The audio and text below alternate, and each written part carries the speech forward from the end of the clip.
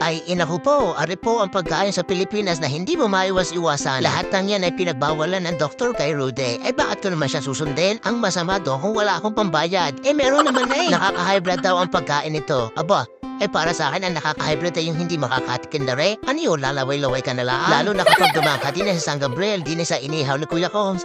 Walang hiya ang amoy, napakasarap. Kaya in-order na natin ang iba-ibang klaseng putahe para matikman naman natin ang inihaw ni Kuya Combs. Balita ko, napakasarap daw. Ay kitang-kita naman talaga sa itsura, kaya talaga nakakatakam. Ari pa, kung may libre pansabaw, ari naman, Diyos ko po, asaw-sawan. Ayan na nga po, si Karuting Bulaho, umupo na. Walang hiya pagkakanis hindi malaman kung tatadamputin. Ari muna, barbecue, kaya isaw-saw muna natin sa suka para mas malinamnam.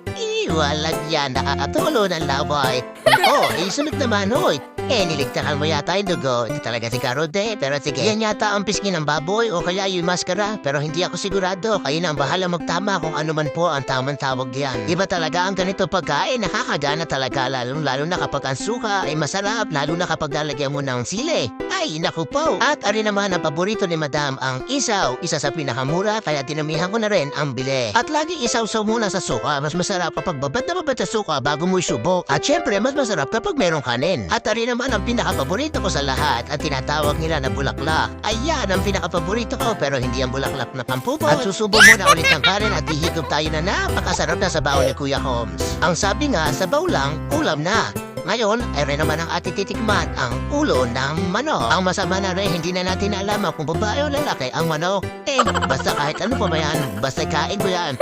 Kita mo na, kakaunti nga ang buto na tinapong. Kain ko din kahit buto ng manok. Ari naman ang kasunod, ang paa ng manok. Ano kaya are? Kaliwa o kanan? Napakalambot naman ang paa ng manok na re, kaya kahit buto ay akin napakainin. Hilig ko kasi talaga yan. Ay kinain na nga kahit buto. Ay napakasiba naman pala talaga niyan ni Karude. At ito rin ang isa sa paborito ko, ang tenga ng baboy. Yan, sawsawin at saka isubo. Yun, ramdam na ramdam ko ngayon ang gatel. At ito naman, tenga pa rin to ng baboy. Kaya nga paborito ko kaya dalawang binili ko. Pero ang totoo, kulang pa sa akin yan.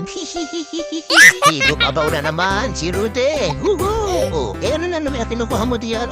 Sili pati naman yan nilagtakan mo. Ari talaga si Rude. Yan, ay ditirik ang mata mo. Sumo ng tali na magkaige. Sinasabi ng bawat bawasan ang pagkain ng sili at malala na sakit mo, Rude. Makalipas ng ilang minuto at ayan na nga, puro stick na lang ang natira.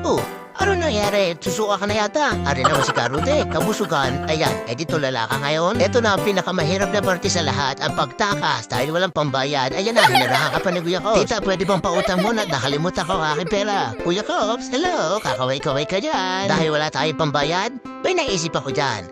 Ari ang Rudy Bulaho Cup at naka Rudy Bulaho stickers o Kuya Combs. Palitala mo na tayo rin ang bayad. At pagbuti't pumayag naman si Kuya Combs, kaya Kuya Combs, wala akong utang. Ay paano?